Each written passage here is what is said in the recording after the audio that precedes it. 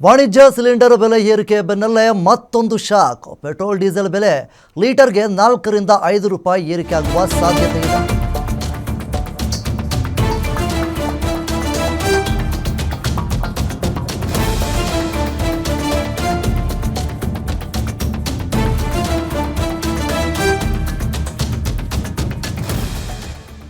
ವಾಣಿಜ್ಯ ಸಿಲಿಂಡರ್ ಬೆಲೆ ಏರಿಕೆ ಬೆನ್ನಲ್ಲೇ ಮತ್ತೊಂದು ಶಾಕ್ ಎದುರಾಗಿದೆ. ಈಗ ಪೆಟ್ರೋಲ್ ಡೀಸೆಲ್ ಬೆಲೆ ಲೀಟರ್ಗೆ 4 ರೂಪಾಯಿಯಿಂದ 5 ರೂಪಾಯಿ ಏರಿಕೆ ಆಗುವಂತಹ ಎಲ್ಲ ಸಾಧ್ಯತೆಗಳು ಕೂಡ ಇದೆ.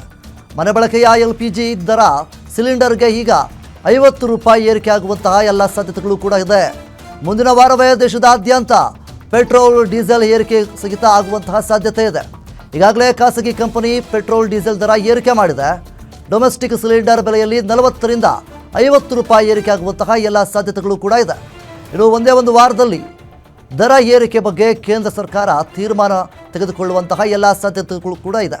ಈಗಾಗಲೇ ಒಂದು ಕಡೆ ಸಿಲಿಂಡರ್ನ ಅಭಾವದಿಂದ ಇಷ್ಟು ದಿನಗಳ ಕಾಲ ಹೋಟೆಲ್ನ ಮಾಲೀಕರಾಗಿರ್ಬೋದು, PGನಲ್ಲಾಗಿರ್ಬೋದು, ಎಲ್ಲರೂ ಸಾಕಷ್ಟು ತೊಂದರೆಗಳನ್ನು ಅನುಭವಿಸೋದನ್ನು ಎಲ್ಲರೂ ಕೂಡ ನಾವು ನೋಡಿದ್ದೇವೆ. ಸೊ ಹೀಗಿರಬೇಕಾದ್ರೆ ಈಗ ಮತ್ತೊಮ್ಮೆ ಸಿಲಿಂಡರ್ ಆಗಿರ್ಬೋದು, ಪೆಟ್ರೋಲ್ ಡೀಸೆಲ್ ಎಲ್ಲವೂ ದರಗಳು ಏರಿಕೆ ಆಗುವಂತಹ ಎಲ್ಲ ಸಾಧ್ಯತೆಗಳು ಕೂಡ ಇದೆ ಎನ್ನಲಾಗ್ತಾ ಇದೆ.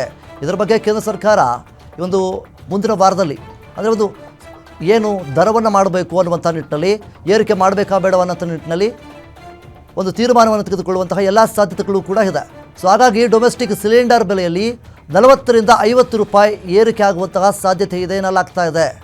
ಒಂದು ಕಡೆ ಏನು ಮುಖ್ಯವಾಗಿ ಆಟೋ ಚಾಲಕರಿಗೂ ಸಹಿತ ಒಂದು ಕಡೆ ತೊಂದರೆ ಆಗುತ್ತೆ.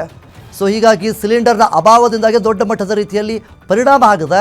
ಈ ಒಂದು ಹೊತ್ತಿನಲ್ಲಿ ಮತ್ತೊಮ್ಮೆ ಇದೀಗ ಏನು ಸಿಲಿಂಡರ್ನ ಆಗಿರ್ಬೋದು, ಪೆಟ್ರೋಲ್ ಡೀಸೆಲ್ನ ದರಗಳು ಏರಿಕೆ ಮಾಡ್ತಾ ಹೋದರೆ ಖಂಡಿತವಾಗ್ಲೂ ಎಲ್ಲರಿಗೂ ಕೂಡ ತೊಂದರೆ ಆಗುವಂತಹ ಎಲ್ಲ ಸಾಧ್ಯತೆಗಳು ಕೂಡ ಇದೆ.